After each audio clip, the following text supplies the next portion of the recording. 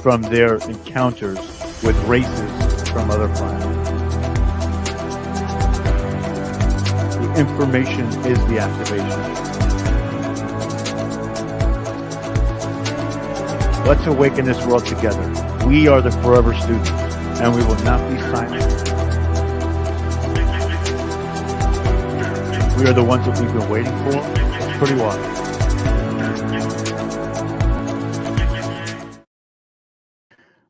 Welcome, everybody, to Full Spectrum Universe. My name is Rob Yox for the Embattled Broadcast. From the once great state of New York. We haven't said that in a while, but it's getting that way again, right? Let me fix my hat real quick. There we go. We are the people that explore the past, which is what we're going to do tonight, to remain in the present, to dictate the terms of our future. Welcome, everybody, to Full Spectrum Universe. Another great episode we have for you this evening. Tonight, we're going to be talking about the Naacal Tablets, and the island of Mu. Now, this might go two parts because there's a lot of stuff to cover tonight, but we're going to dive in very shortly. We have some hieroglyphs from these tablets themselves. We have a little bit of how this specific civilization is coexisting with a lot of other civilizations. We look at creation stories, and creation stories all have a commonality, right? And this is what we're going to be talking about tonight, some of the commonalities of how this creation story and these tablets also reference the island of Mu, giving us the validity that this island truly existed, right? You saw I'm going to pull up a picture very quickly, which we're going to add here, which is the picture of what Mu would have looked like during its time, right? This is going to be the first indication of it. We're going to jump into it right after this, but just kind of give like a little preface to what we're talking about. But before we do that, please like, share, subscribe. Also, if you haven't subscribed, we're going to be doing a free event on the channel sometime between the 5th, 6th, and 7th. We're going to have a couple speakers come on. We're going to have a really fun day about it and really get out there and move forward with some more information and some new people to the channel. I also am setting up a couple of interviews, a couple of new people that have never been on before. It's going to be epic because these people are very well known, and we're going to have a great time doing that too. So stay tuned for all of that. But let's look at where Mu resides, right? So Mu looks very much like it's could have been a part of New Zealand, a part of Australia, or the bridge that essentially helped the Aboriginals get to America and become the later Native Americans. Now, the Naakals themselves are from ancient India, right? The Bhagnavidas, the Ramaswanas, all that stuff that we talk about. They're Hindi by nature, but there is a difference in their tablets than the actual Hindu scriptures that we know now, like that Michael Cremo talks about and a bunch of other researchers talk about. It's going to be awesome because this civilization is the closest to what we understand and having a direct relationship with the Mu people. And when we look at these scriptures, they reference this island 3 times, they reference it. But they also go in, this is basically a breakaway civilization from Mu. This is where they say that they come from. So there's a consistency with what we're looking at, right? So we've got a lot to go in. I just want to say what's up to Hillary, Stone, Ainsmouth, Karen. Good to see you. Jason is here. And Anne, good to see everybody, right? Oh, look at somebody had a past life regression. Anne did. Had my past life regressions done several times. My soul's from you. And I was there when the evil sentient AI being came into our third dimension. That is where we get into the galactic information of Mu. And there's a lot to go over with that as well. This is why I think we're going to have to make this 2 parts. It's going to be really epic. We're going to start all the way at the beginning, right? With the people of Mu, and the Nackals believed that man was created. And they talk about the gods, right? Or a god that starts everything. It is so similar to the Bible. It's so similar to the ancient Native Americans of the Americas. You know, it's absolutely insane. Why? What exactly are we asking is evil? I'm not really sure. Also, just to let you all know, sometimes this internet is getting a little bit wonky lately. If I so happen to go off or something happens, I will be back. Don't worry. We're going to open up another stream if it gets cut off. But sometimes we break down a little bit, and I don't know what it is over here. It's just really, really, really crazy with this internet now and again. So if you see me go off, don't worry about it. And oh, the AI. Why is the AI evil? Got it. Got it. So if you've gone through a lot of the galactic beginnings that we did on this channel, there is a sentient AI that is ascended in a different parallel, much like we're trying to ascend up into the different dimensional densities. It has basically made itself present or omnipresent, much like God would be. But it's actually the antithesis of God. It's the opposite, right? Some people see this as it could be a reference to Lucifer, the devil, if you followed Catholicism. Some people see it as a galactical adversary, something on a galactic level, right? So there's a lot to go over with that as well. But first thing I want to do is I want to show you some of the hieroglyphs here, right? Let's let that pop up.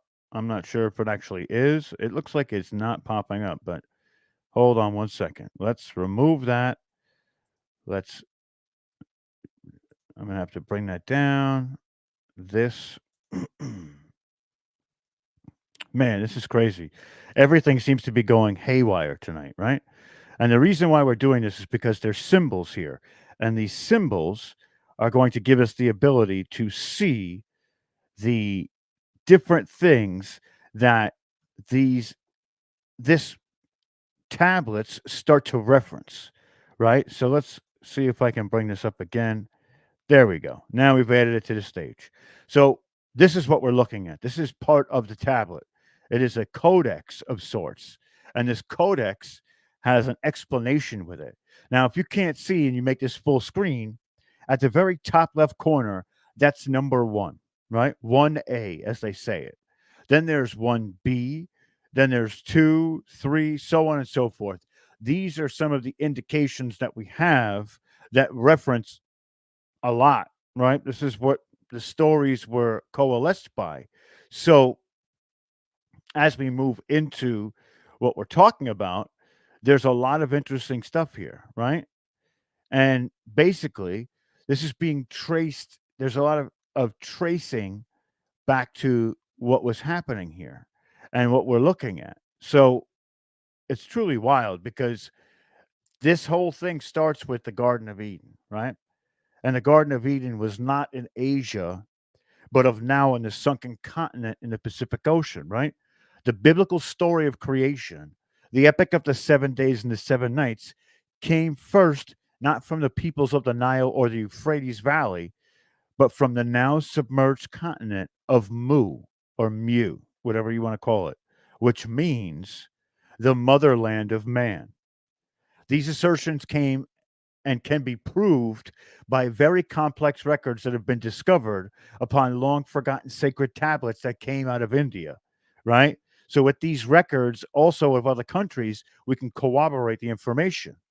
They tell of this strange country that had 64 million inhabitants, right? Who 50,000 years ago had a developed civilization superior in many respects to our own. They describe, among other things, the creation of man in this mysterious land, right? So, by comparing this writing with the records of other ancient civilizations in written documents, prehistoric ruins, and geographical phenomena, we can find that all of these centers of civilization have drawn their culture from a common source, which is Mu. So, just to be sure that the biblical creation story, as we know it today, evolved from the impressive account gathered from those ancient tablets which related to the history of Mu, and it's basically 500 centuries old, right? So the manner in which this original story of creation came to light in forms of tales that take us back more than 50,000 years ago, right? So at the time, it's a famine in India, and basically there's something that happens, and they reference a lot of what we're going to talk about, right?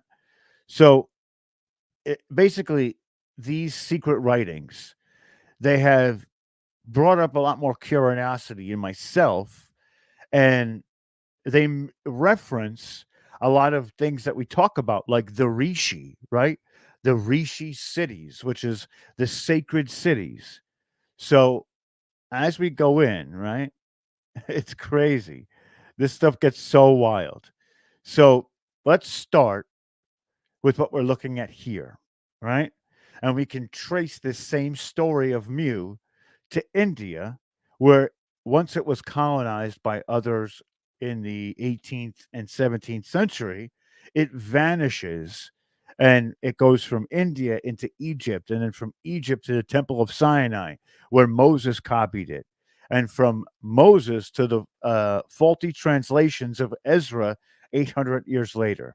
So the plausibility that this will be apparent even to those who have not studied this subject carefully when they basically put these stories up to hold weight against each other, which is pretty wild. It's pretty wild to think about all of that, right? So before we get into the details, let's get into what we're looking at now, which is this picture.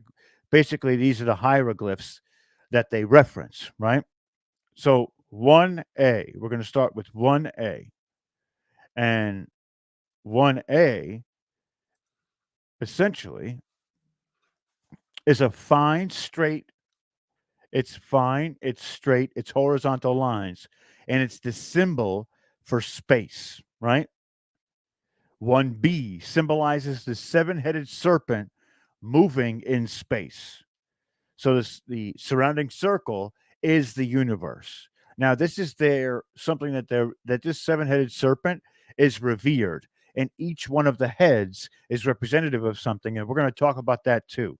So, to understand Mu is to understand the Naacal civilization. So, we're going to touch on both, right? So, number two are wavy horizontal lines. This is the symbol for earthly waters. We have number three, which is the circle is a picture of the sun, right? And the sun was the collective symbol of all the attributes of all the deities, right? So number four is fine vertical lines from the sun symbolizing his force, which are affinitive to the earth's light force, right? Which is being sent in movement and gives light upon the earth, which is what we see. Number five, the vertical wavy lines from the sun symbolize the sun's force, which are affinitive to the earth's heat force. And they meet, and the earth's heat force becomes active. So now we have a breakdown of a couple, which is 6A, B, and C, right? So 6A are vertically dotted lines from the sun, and they symbolize his force, which are affinitive to the earth's life force. So 6B symbolizes the sun's affinitive forces and strike the earth's life force within the cosmic eggs. We all remember the cosmic eggs, right? Which are in the water and are bringing them into life. Basically, it's fertilizing the eggs, right? Hang on. All right. So what we're looking at now is 6C. And this symbolizes the sun's affinitive force striking the Earth's life force within the cosmic eggs, which are now on land and hatching them into life. This is the story, right? So we're going to go over the absolute translation of what this story is telling us. But these are the symbols that tell us the story. So instead of taking just somebody's context of what these symbols are essentially, you know, telling you or saying that these symbols exist, we're showing you these symbols. These symbols are here for you to digest yourself, and you can actually come to your own conclusion as I'm reading through this, right? So, this basically, we have number seven, which is just a geometrical symbol that was assigned by the ancients to Mu. It's also the hierarchical letter M and reads Mu, Ma, Mother, Land, Field, Country, and Mouth, right? Number eight It's the Tau was the symbol of resurrection in Mu. It is a picture of the constellation, the Southern Cross, and the Tau also symbolizes bringing forth or emerging, right? So, number 9 is the lotus flower. This was the floral symbol of Mu. And traditions say that the lotus was the first flower to appear upon the earth. And for that reason, it was adopted as the symbolic flower of the motherland. Number 10, 3 was the symbolic number or numeral adapted to represent Mu. This was because the continent consisted of 3 separate areas of land divided from each other by narrow channels of the sea. Let's just check in with what's going on in the chat. Awesome. What's going on, everybody? I'm so glad to see everybody here. I see Buckshot made it, Polly, Maddie, Deborah, Buckshot. Awesome to see you. Wyatt, I hope we cleared a little bit of what we were talking about before up, but let us keep diving in here. So, number 11, the Ke, it's called, the leaping deer, is frequently found in the Naacal Tablets. It is the symbol of the first man. This animal was selected to symbolize the first man because of its leaping power. And man came on earth perfectly developed and leaped upon the earth in his first and original form without going through the nature's development of life or the natural development of evolution. In other words, he was a special creation, right? So, vignette number 12, this was the ancient symbol for fire in Mu. The lines begin thick at the bottom and wave and taper to a fine point. So, vignette number 13, this vignette appears to be a table or a tablet describing the raising of the mountains and the formation of gas belts. Therefore, we see where the Egyptians obtained their symbol of fire and also the scarab, right? So the Nacals from India carried them to Egypt, basically. And the Egyptian fire symbol is only a modification of the naga. And the Egyptians put a handle on the naga and turned it into a sword. So it's not hard to find the reasons for the Egyptian change or modification. In their hieroglyphs, they wanted to depict 2 forms of fire: the fires of the underneath and then the actual flames. This they did to record the destruction of the motherland, which they say sank into a fiery abyss and was enveloped in flames as she went down. The symbol is shown in all over the Egyptian sacred books and the Book of the Dead, right? Which is crazy because sometimes when we look at this, the Egyptians could be referencing, let me bring it back to me real quick. Sometimes when we look at this, the Egyptians could be referencing either Atlantis or Mu, or potentially both, right? Good to see you, Nicole. Could these be the same continent? And we don't know it. Could Atlantis be the predecessor to the continent of Mu, or Mu be the predecessor to Atlantis? All of these things are still undetermined. So it's not it's ripe for speculation, right? We don't know. We don't know. But again, I wanted to show you these symbols because they're important. There's one last symbol, and we're going to show you that symbol right here, which is 14. This is considered one of the most interesting of all of those found on the Naacal tablets. It depicts man's advent on earth in the land of Mu, right? So first, we're going to dissect it by showing separately each symbol. So A is the lotus, symbolic of the flower of Mu. B, 3 pieces of foliage giving Mu's numeral.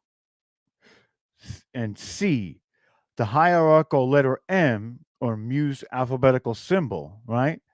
And then there's D, the Tau symbol of resurrection, emerging or coming forth and to appear. So the head of the Tau, being the hierarchical letter M, also means land, and so land is emerged, right?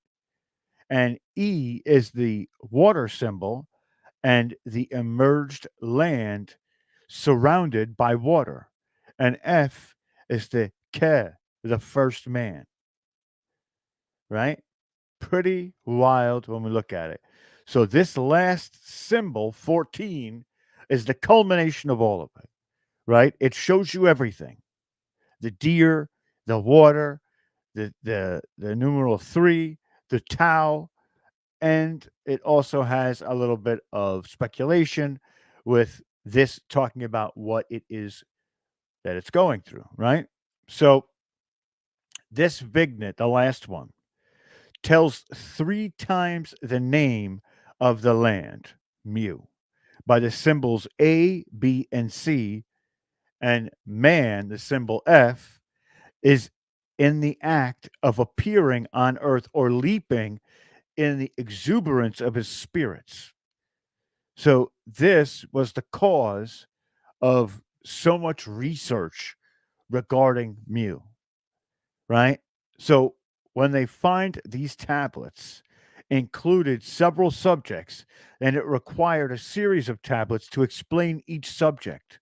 So each series ran from 2 tablets, right? The shortest to 16, right? The shortest being 2, the longest being 16. So fortunately, when they found these 2 tablets, there were keys to various symbols and hieroglyphs that were arranged on the tablets, right? So we talked about a little bit of these keys that are essentially down the line. And these keys are basically a description of creation down to and including the advent of man. Also, the raising of the mountains by fire of underneath gases and provisions from the disposal of future gases. The origins and the workings of the great forces throughout the universe. The origin and workings of the Earth's great primary forces, showing 2 divisions and differentiating between 2, right? Also, it's the origin of the workings of the Earth's great atomic force, a subdivision of 1 or 2 principal divisions. There's also the origin of the force that creates and sustains life with its workings as a subdivision of one of the 2 principal divisions, right? So the origin of life and the showing of what life is and the changes in forms of life are imperative as the earth is developing. There's also the creation of man, showing that what man is and in what way he differs from all other creations. There's also the advent of man upon earth, where he first appeared, which was called in the tablets the motherland of man. That's why Mu stands for this. So it's unquestionable these were the only commencement of a long series of early histories of Mu. So this series consists of 2 tablets, each the size of the other and possibly larger. We don't know, could be broken off. And they served as a key to the writings of the Vignets themselves that we're seeing here, right? So it was the first 2 tablets of this series which started the work and the translations of everything else. However, if we never possessed these key codes, our chances of deciphering the rest of these tablets would have been exceedingly small, which is crazy. So now we're going to get into the translations themselves, right? And again, these are absolutely wild. This is phenomenal when we start to go over it, right? So as we read it, it starts. This is them in foregoing order. And the tablets start originally. The universe was only a soul or spirit. Everything was without life, calm, silent, and soundless, right? Void and dark was immensity of space. Only the supreme spirit, the great self existing power, the creator, the 7-headed serpent, moved within the abyss of darkness. Now, again, we're looking at this, and people are going to say it's a serpent, that's Draco, it's bad. It's interpretation, right? We don't know if the reptilians had a hand in the Mu civilization. They very well might have. But they represent their seven headed serpent, and each head is representative of something different. It's principles, seven principles, they call it. We're going to talk about it. So the desire came to him to create worlds, and he created worlds. And the desire came to him to create earth with living things upon it. And he created the earth and all therein. And this is the manner of the creation of earth and all the living things upon it, which is wild, right? Absolutely phenomenal. It's crazy because if we look at the ancient Native Americans, they have the great spirit, the supreme spirit, same thing. The sky god sent the sky woman to come down and essentially make everything, all of creation. So we can also talk about the African Bushmen as well. They also had a story much like this. The Aboriginals, the same. This is all repetitive through different perspectives of cultural lensing, right? That's what it's all about. It's crazy. And think about this, right? So we look at this, and now what do we see? We see that Mu would have been in the middle of all of it. So this collective point would have been where they would have migrated out from this, right? They say that the tip of Mu goes to Easter Island. Sorry, I had an itch on my back. But that's what they say. They say at the very tip, the Aso de Pisqua or Aso de Pesqua, whatever you say it, is Easter Island. All the way up to where Australia and basically Indonesia are literally right next to it, right? So as we keep going, we'll take this down. Let's keep going with the story so we can see the references here. So the seven superlative intellects of the seven headed serpent gave seven commands, right? And we're going to use the Naacal esoteric meaning as they are the most intelligible to whoever's listening, right? The demotic are all symbolic and not easily understood. So the first intellectual command was let the gases which are without form and scattered through space be brought together, and out of them let the earth be formed.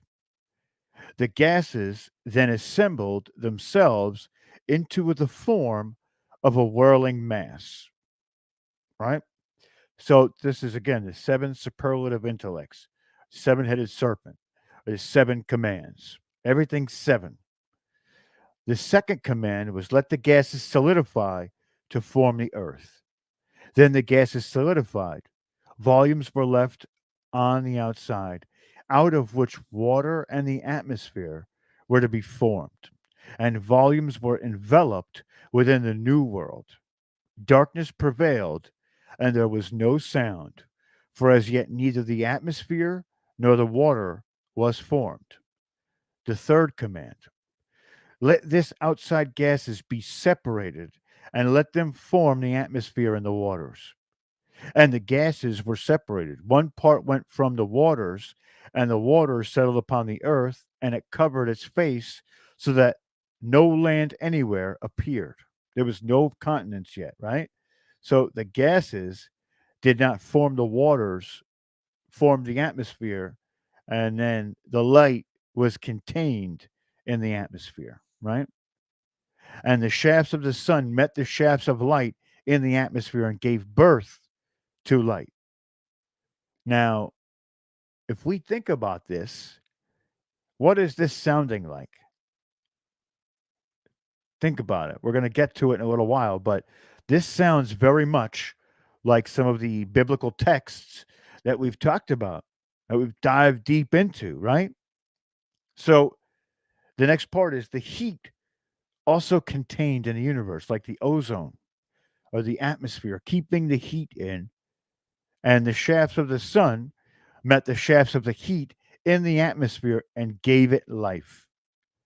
Then there was the heat to warm the face. Crazy, crazy, crazy. So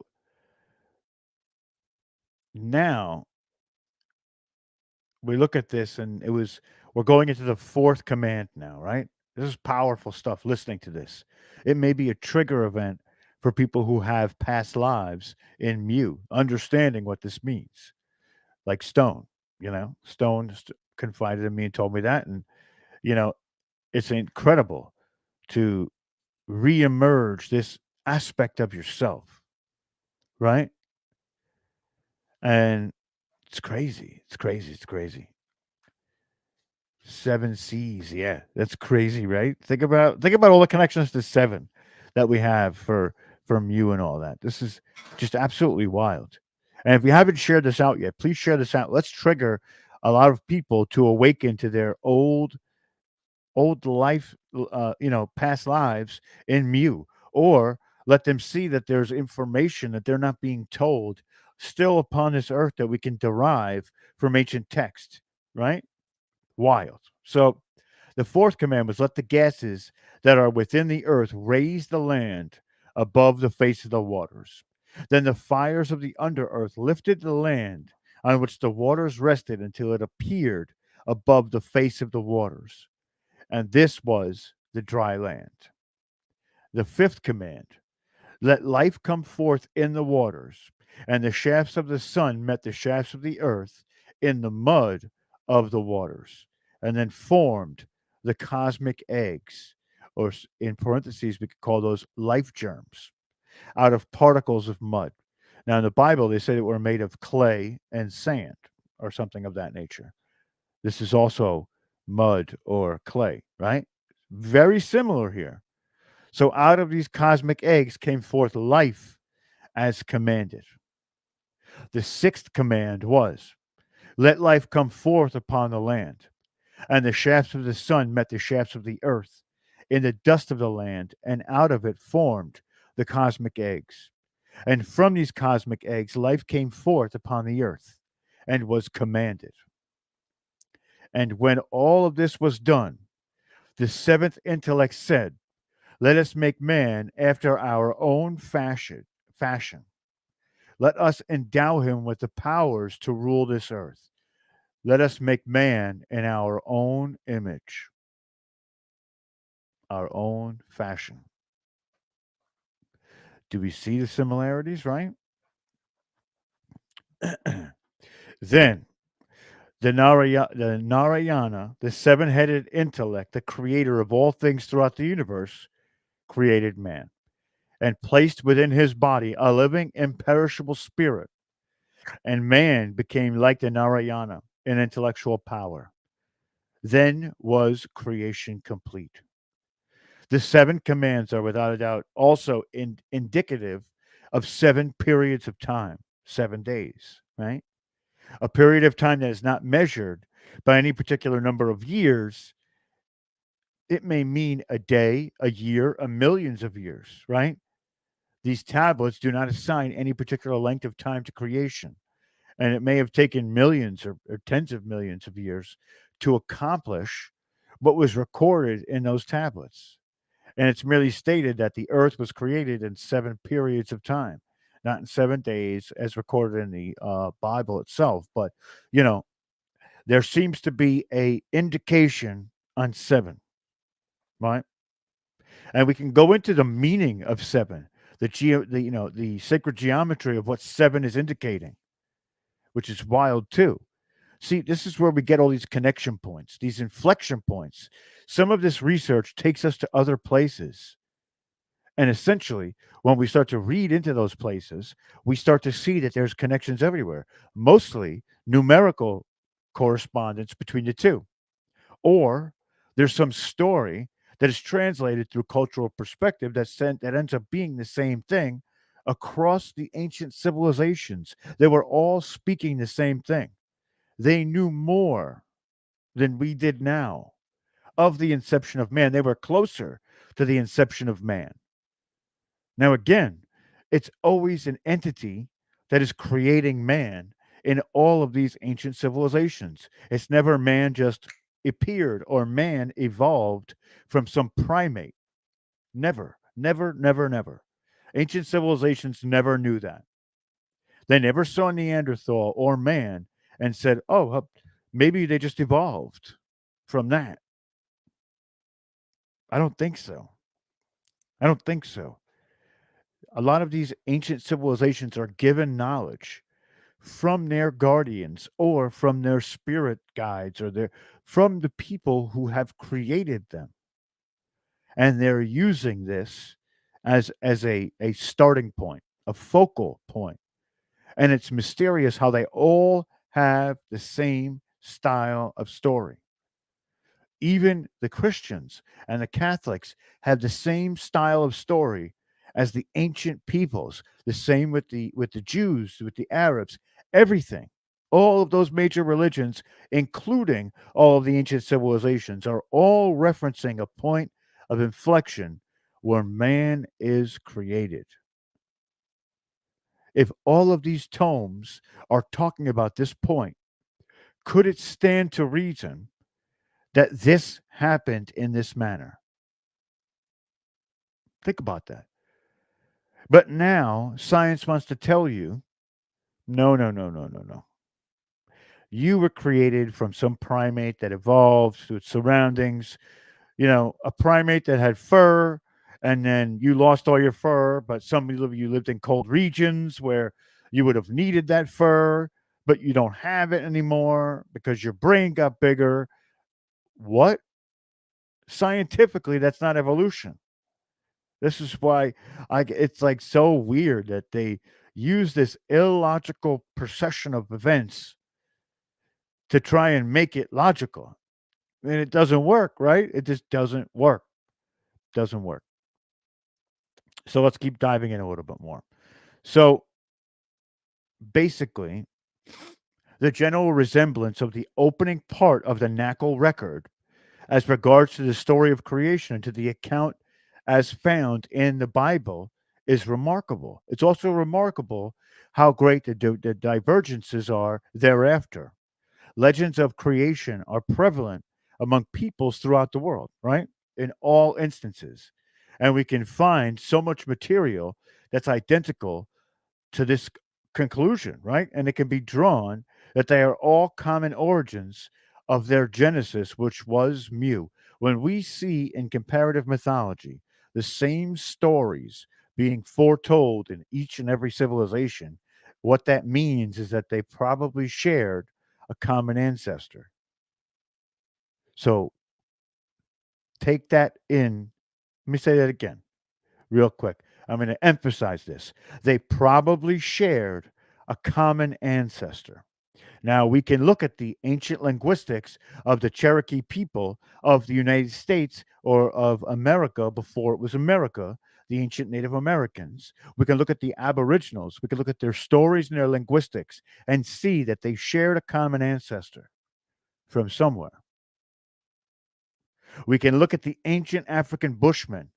We could look at the Romans. We could look at the people from India and Japan, and their stories are all similar, which would lead us to believe that they had a common ancestor, right? So when the seventh command is translated, it's found to be that some of the words have different meanings than we were deciphering them, right?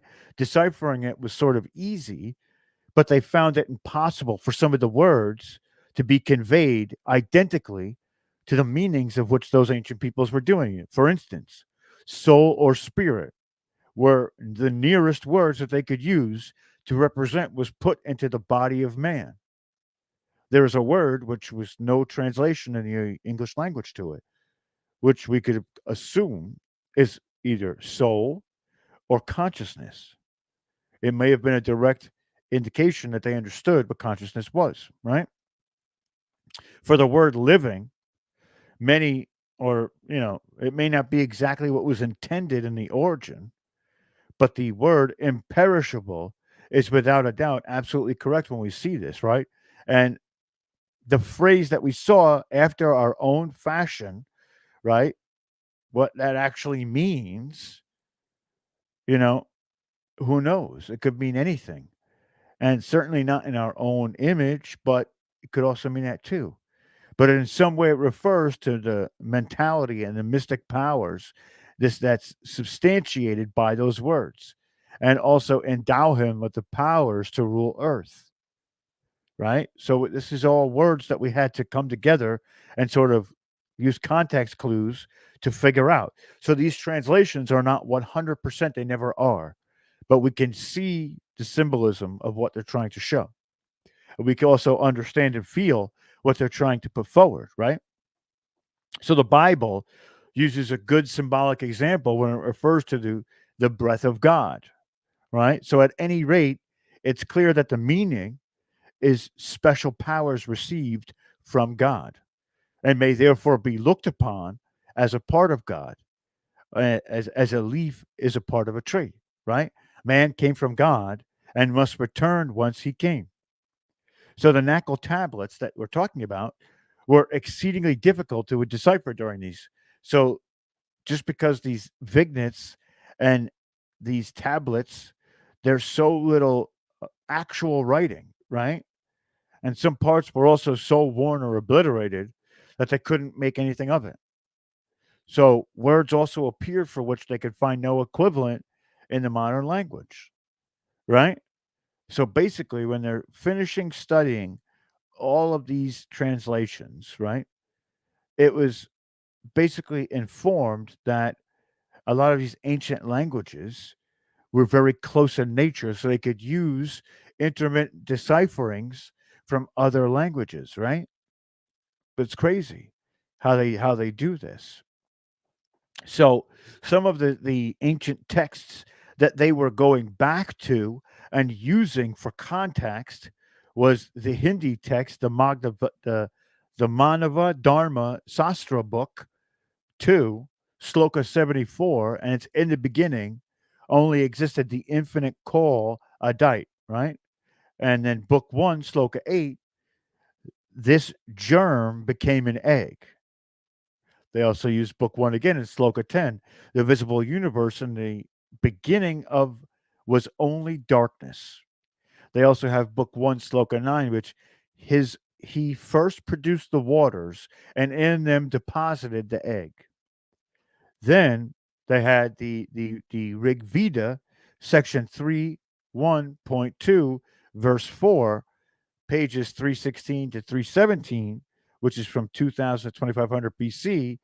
In this egg was reproduced the intellect of the supreme being under the form of Buddha, through whose union with the goddess Maya, the good mother of all gods and men, this corresponds with Adam and Eve, and is 1700 years later. And then also page 3, other than him nothing existed, and darkness was there. Page 4, he who measures out of the light in the air, right?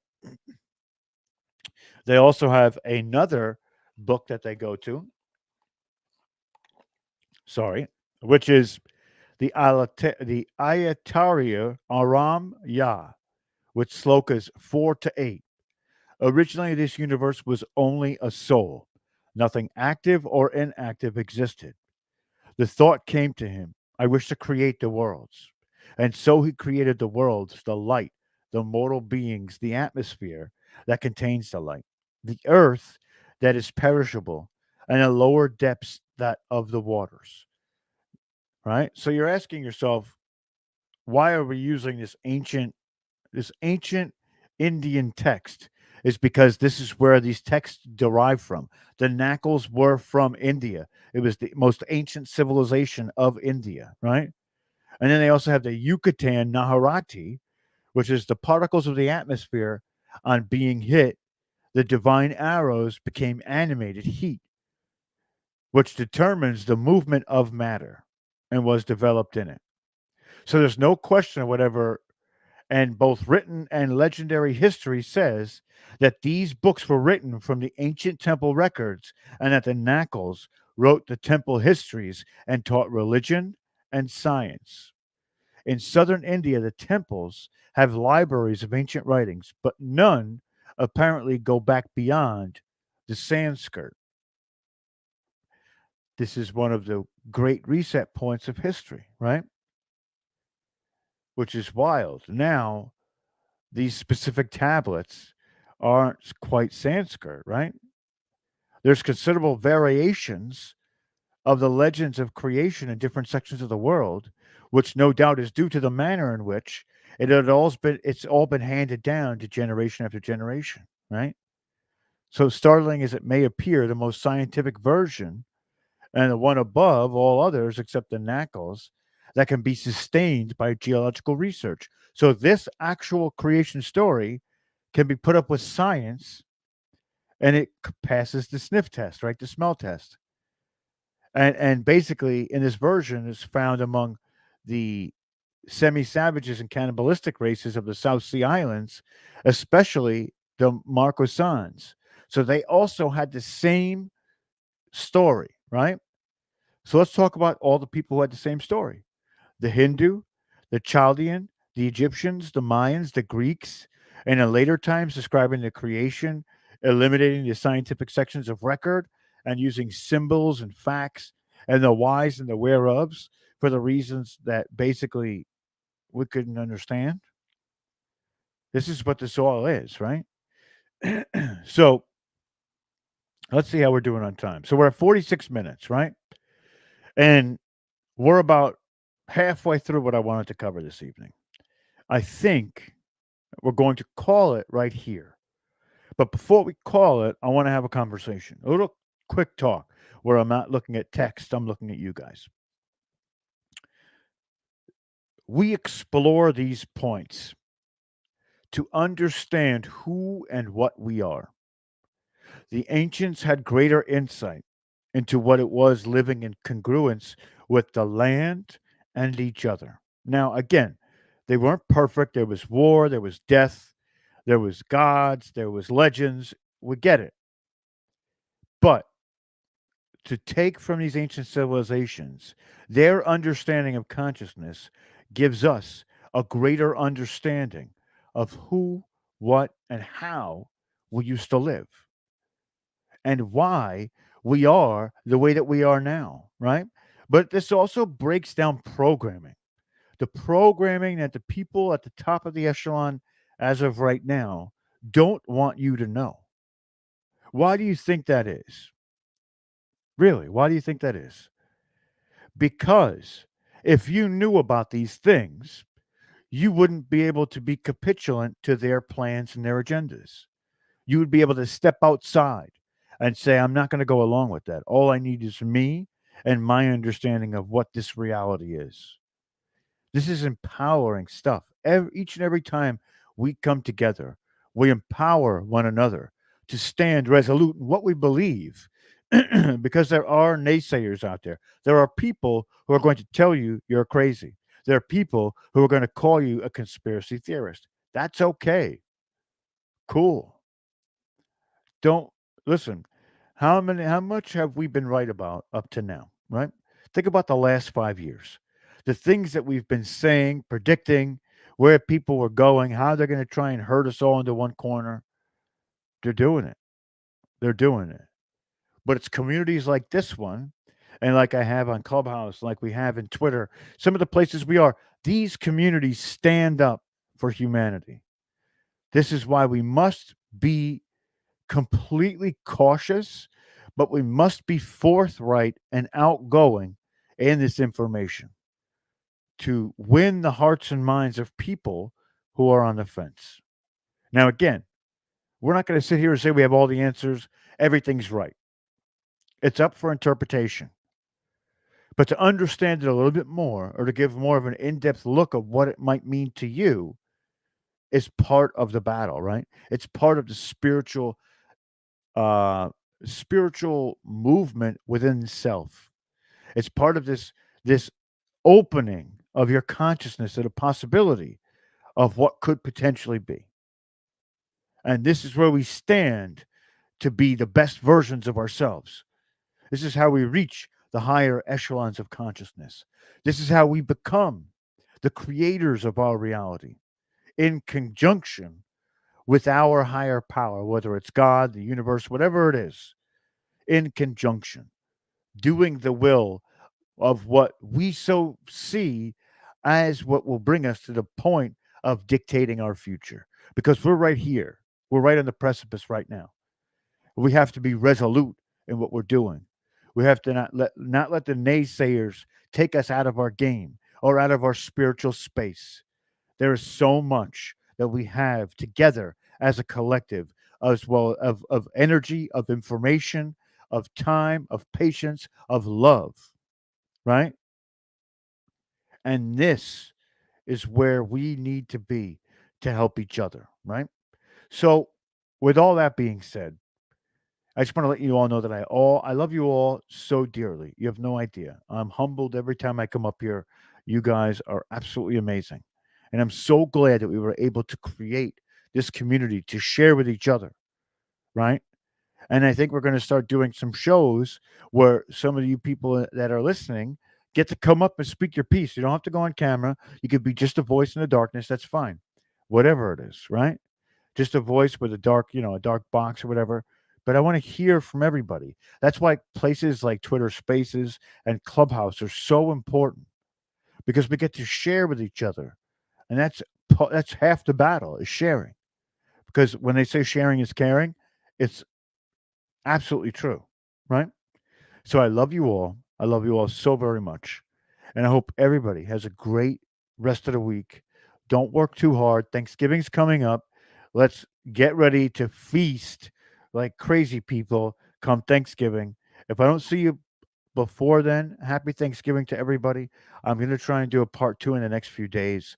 We're going to try and get this done, but they've got me working tremendous amounts of hours, 7, 8 days straight. It's going to be wild, right?